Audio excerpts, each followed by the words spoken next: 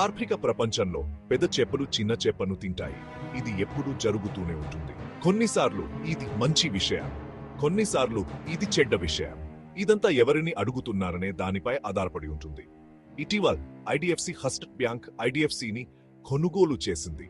IDFC first bank ఒక పెద్ద చేప్, IDFC ఒక చిన్న చేప్. ఈ విలీనం ఐడిఎఫ్సి ఫస్ట్ బ్యాంక్ ను మరింత పెద్దదిగా చేసింది. ఆర్థిక ప్రపంచంలో ఈ విధమైన విషయం ఎప్పుడూ జరుగుతూనే ఉంటుంది. కానీ ఈ ప్రత్యేక విలీనం ఆసక్తికరంగా ఉంది. ఇది భారత ఆర్థిక వ్యవస్థ యొక్క భవిష్యత్తు గురించి మనకు చాలా చెబుతుంది. ఐడిఎఫ్సి ఫస్ట్ బ్యాంక్ నవంబర్ 10వ తేదీ 2023న విలీనాన్ని ప్రకటించింది. ఈ విలీనం జనవరి 1వ తేదీ 2024న పూర్తయింది.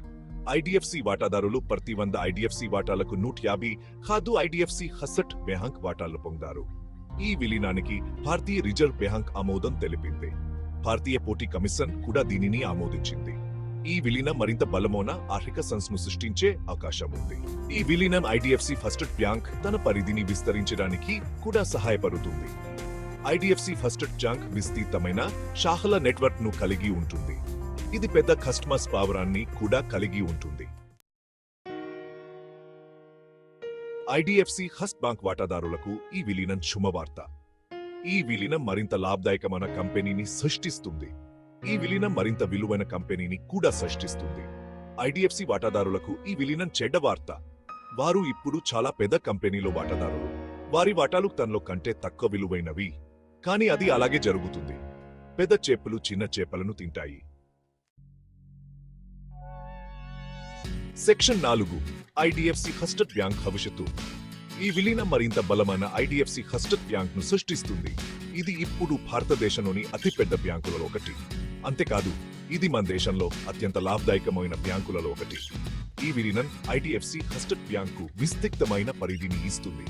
విస్తృతమైన శాఖల నెట్వర్క్ మరియు పెద్ద కస్టమర్స్ కావడంతో ఇది ఐడిఎఫ్సి ఫస్ట్ బ్యాంక్ ను భారత ఆర్థిక వ్యవస్థలో ఒక ప్రధాన ఆటగాడిగా చేస్తుంది.